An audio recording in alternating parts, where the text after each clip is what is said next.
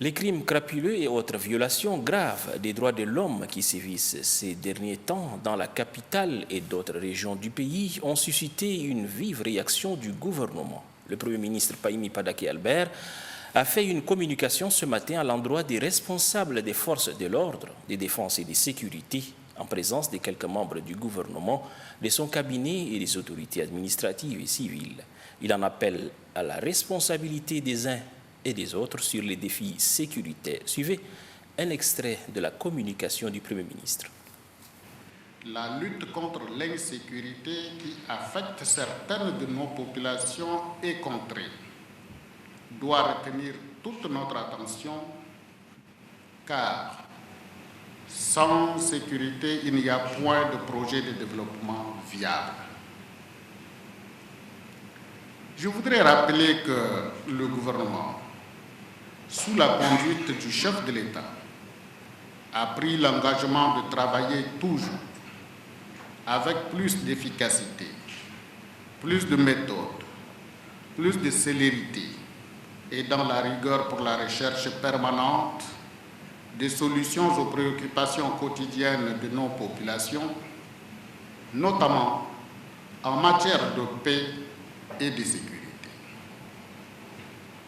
Aujourd'hui, nul ne peut contester sérieusement que le combat contre l'insécurité doit être mené en permanence. Malheureusement, il est constaté la résurgence de l'insécurité, voire la recrudescence à certains endroits. À l'intérieur du pays, le phénomène d'enlèvement de personnes contre rançon pour leur libération est souvent signalé. Le phénomène de coupeurs de route qu'on croyait conjuré reprend de plus belle ces derniers temps, notamment dans certaines régions du pays, tout comme les conflits agriculteurs-éleveurs qui continuent à faire des victimes, sans parler du braconnage qui tente à annihiler nos efforts de restauration de notre écosystème. À N'Djamena, les atteintes à la vie et à l'intégrité physique des personnes et aux biens se multiplient. Paradoxalement, les auteurs de ces actes ne sont pas souvent retrouvés et quand ils sont appréhendés, beaucoup arrivent à s'évader comme par enchantement. À ce sujet, la succession d'actes criminels ces derniers jours à N'Djamena ne doit laisser personne indifférente. En effet, face à cette situation et sans un engagement collectif responsable et pleinement assumé dans la discipline par toutes les forces de défense et de sécurité, les défis que constituent ces phénomènes, tout comme ceux que représentent les nouvelles menaces liées aux réseaux terroristes, et à l'ampleur désormais prise par la contrebande, ne pourront être relevés. Je voudrais rappeler que la maîtrise des défis sécuritaires fonde l'ensemble des autres actions gouvernementales.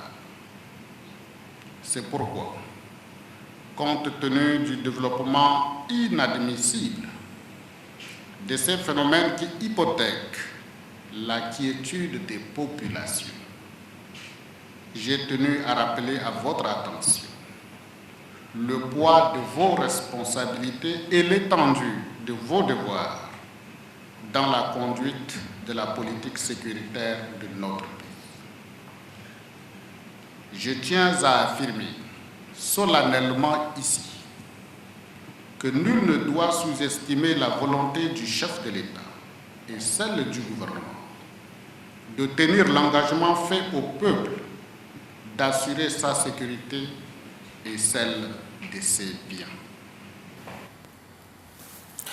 En outre, lors de sa communication, le chef du gouvernement, Pahimi Padaki Albert, a demandé aux responsables des forces de l'ordre, de défense et de sécurité de tout mettre en œuvre dans une synergie d'action pour préserver la paix, la stabilité et la sécurité acquises. Selon le Premier ministre, face aux nombreux défis qui constituent un handicap pour le développement socio-économique, il n'y a pas d'excuse. Suivez une fois de plus le chef du gouvernement.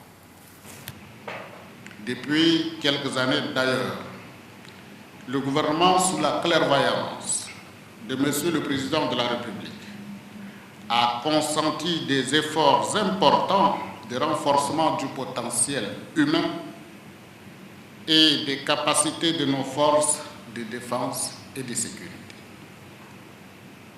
Je le dis avec force, notre plus grand atout est la paix, la stabilité et la sécurité retrouvées depuis quelques années et que nous envient certains pays et certains peuples à travers notre continent. Nous devons donc tout faire pour consolider cet atout précieux dont vous êtes le principal vecteur.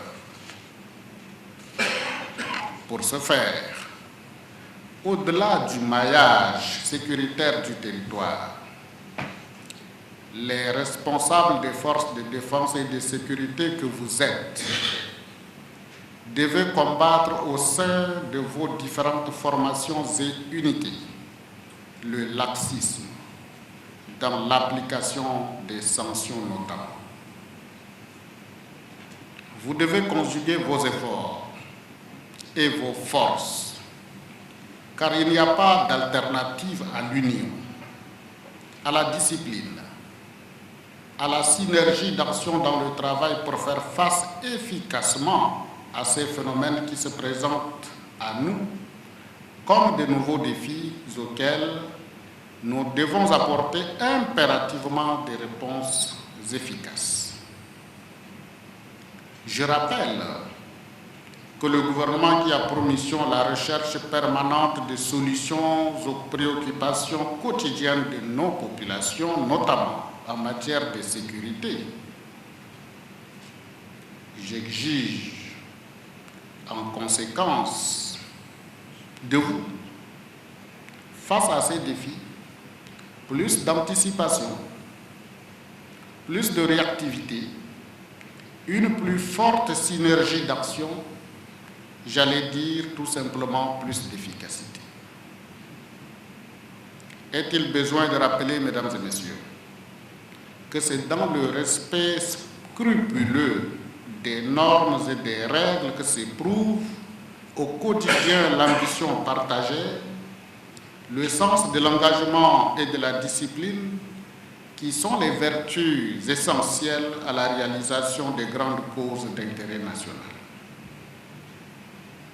Je vous demande donc de prendre vos responsabilités individuelles et collectives pour que tous ces phénomènes s'arrêtent et que soit administrée chaque fois que de besoin la sanction maximale pour toute collusion ou négligence coupable en votre sein, au sein des forces de défense et de sécurité.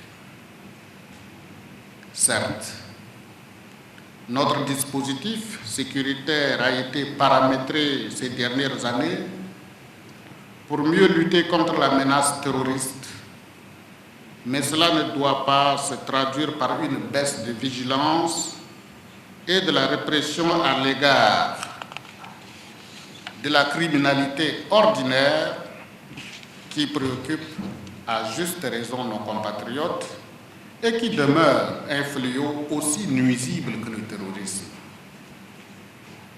Le gouvernement a certes entrepris un immense effort de rationalisation des dépenses publiques.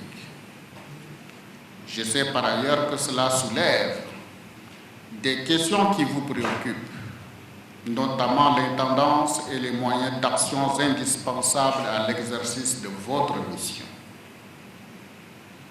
Toutes choses auxquelles le président de la République, chef de l'État, son Excellence Idriss Déby Itno, et moi-même sommes très sensibles et dont les solutions sont mises en perspective.